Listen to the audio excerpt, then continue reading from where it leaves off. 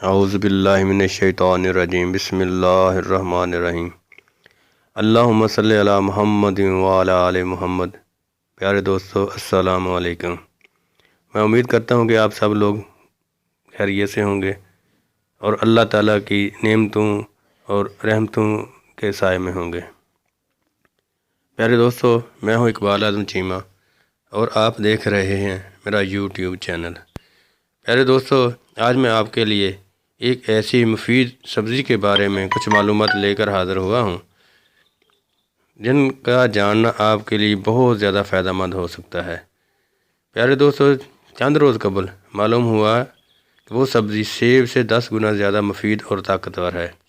تحقیق شروع کی اور کوشش کی کہ مزید مستند فوائد تلاش کیے جائیں اور دیکھا جائے کہ یہ عام سی سستی سبزی اتنے مہنگے سیب سے 10 گنا زیادہ بہتر کیسے ہے۔ تحقیق سے یہ معلوم ہوا کہ یہ سبزی خاص طور پر پٹھوں کی کمزوری، کمر درد، ٹانگوں کے درد، دل، جگر، آنکھوں، ہڈیوں، جوڑوں کا درد، یورک ایسڈ کو کم کرتی ہے، کولیسٹرول نارمل کرتی ہے، قبض دور کرتی ہے۔ اسے ابال کر بیسن کے ساتھ گوندھ کر روٹی بنا کر کھانے سے شوگر کنٹرول کرنے میں معاون ہے، البتہ گندم چھوڑنا ہوگی کیونکہ اس میں فائبر زیادہ ہے۔ سلاد کے طور پر کھانے سے پیٹ بھر جاتا ہے، وزن کم کرنے والوں کی دوست ہے۔ آئیے ایک قابل بھروسہ ویب سائٹ کے تعاون سے سیب اور اس سبزی میں موجود مفید اجزاء کا تناسب دیکھتے ہیں۔ سب سے اہم بات اس میں یہ ہے کہ یہ سیب سے 10 گنا یعنی اس میں سیب سے 10 گنا زیادہ وٹامن سی ہوتا ہے۔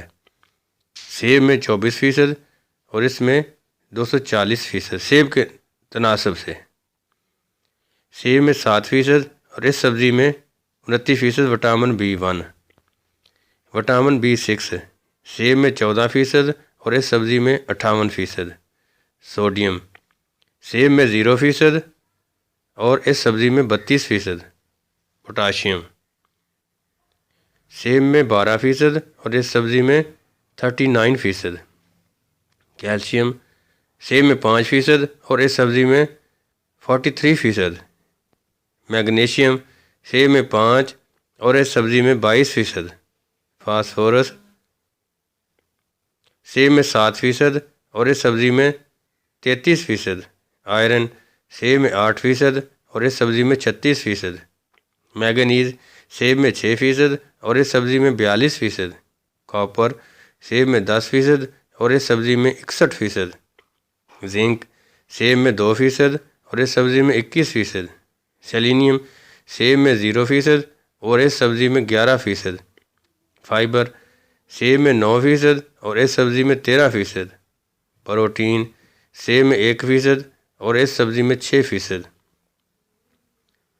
اب آپ لوگ خود اندازہ لگا سکتے ہیں، اگر سیب دستیاب نہ ہو، مہنگا ہو، تو یہ سبزی مناسب قیمت میں بآسانی دستیاب ہو سکتی ہے۔